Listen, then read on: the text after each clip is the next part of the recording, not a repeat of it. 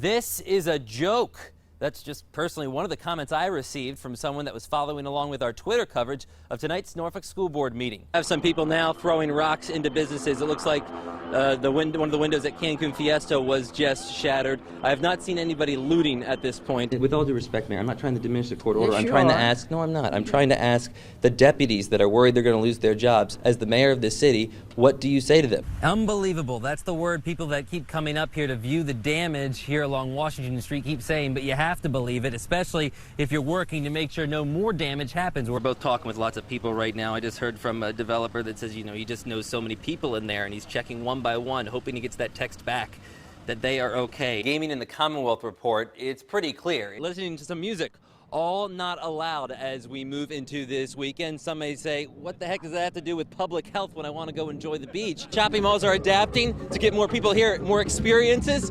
This is a key example of that. That's brand new at MacArthur this year. The right to protest, it belongs to the people. Protected. For streets surrounding Virginia's historic capital, some might say, this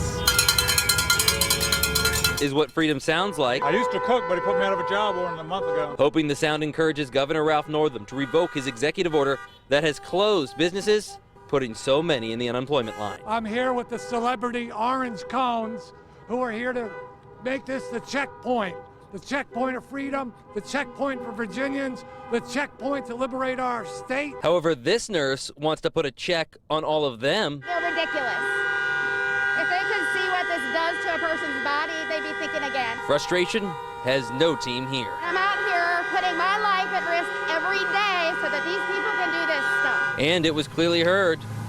As the House of Delegates meet under a tent outside in an effort to curb the spread, the Senate and the Science Building, both with the goal of helping to steer the state through the financial fallout. Virginia and the national economy is not going to be out of this financially stressful situation in 6 months. The body barely approved Governor Northam's request to delay the increase in the minimum wage to next May, easily approving his changes to a bill that legalizes casinos, and they also prolong the life of gray machines for 1 year. All while remembering to cover up with their masks before they speak. Virus or not, we're Americans, we need our freedom, we are angry and going crazy. However, still it appears there's only one topic everyone wants to talk about.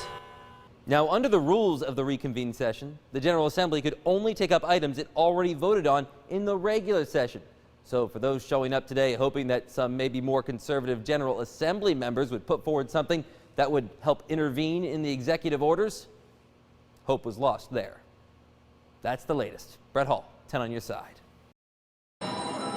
From the moment both cities indicated they'd be throwing the dice at the chance of developing a casino in their communities. This is our Amazon. Fun, a world-class experience. Promotional videos and renderings have promised a profitable, luxurious resort-style atmosphere of the likes the region has never seen before. Of course, also just as soon concerns arose as to if both could deliver on those promises, being that the proposed sites are less than 7 miles apart.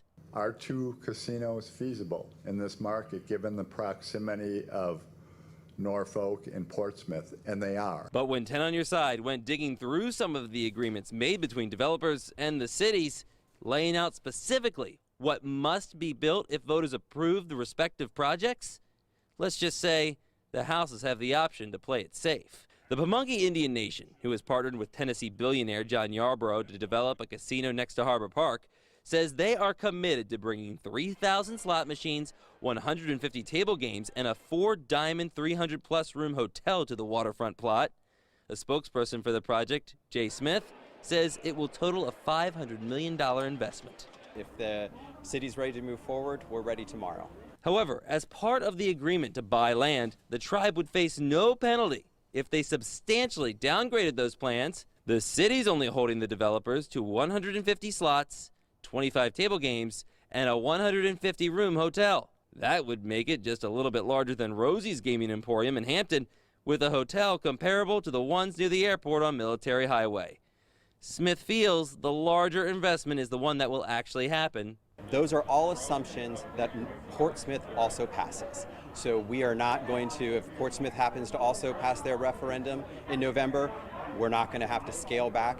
Rush Street Gaming also watching closely what happens in Norfolk, because in their deal with Portsmouth to build a $300 million resort casino off Victory Boulevard, language is included that will allow them to not build a hotel at all if Norfolk's casino opens and Portsmouth's gaming revenue isn't strong enough.